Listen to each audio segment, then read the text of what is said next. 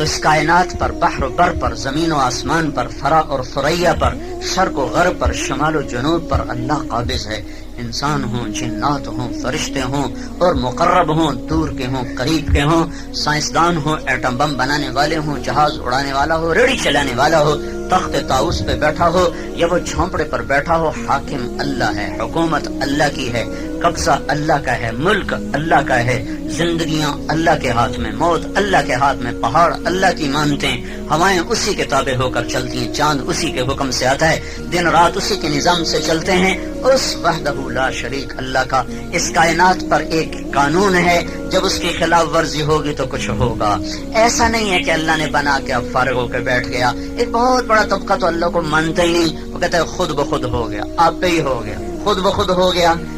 اقبال رحمت اللہ علیہ، اقبال مرحوم نے فرمایا، ہیچ چیز خود بخود چیز نشد، ہیچ آئین